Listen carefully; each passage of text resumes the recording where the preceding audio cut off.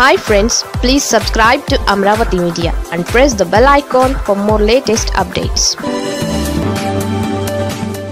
జోహార్ చంద్రబాబు, జోహార్ లోకేష్, పరువు తీసిన గంట కొడుకు.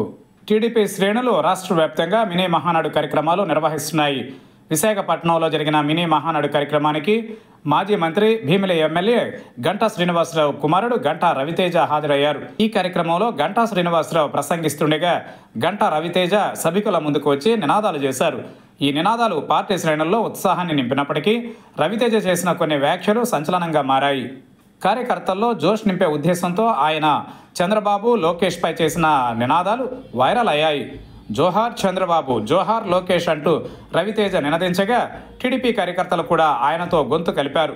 కొద్దిసేపటి తర్వాత జరిగిన తప్పిదాన్ని కొందరు గుర్తించి దానిని సరిచేసే ప్రయత్నం చేసినప్పటికీ అప్పటికే జరగాల్సిన నష్టం జరిగిపోయింది. ఈ వీడియో ప్రస్తుతం సోషల్ మీడియాలో వైరల్ అవుతోంది. ముఖ్యంగా సోషల్ మీడియా ఈ వీడియోను విస్తృతంగా ప్రచారం చేస్తోంది. రవితేజ వ్యాఖ్యలపై బతుకున్నోళ్లకు జోహార్లీ అంటాయా అంటూ నెటిజన్లు కామెంట్లు చేస్తున్నారు. ప్రస్తుతం భీమిలి ఎమ్మెల్యేగా ఉన్న గంటా శ్రీనివాసరావు వచ్చే ఎన్నికలలో పోటీ నుంచి తప్పుకుంటారని ప్రచారం జరుగుతోంది.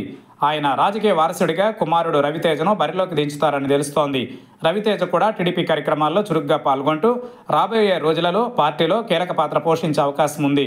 గత కొద్ది రోజులుగా భీమిలి నియోజకవర్గంలో రవితేజ అన్ని వ్యవహారాలను చక్కబెడుతున్నారు.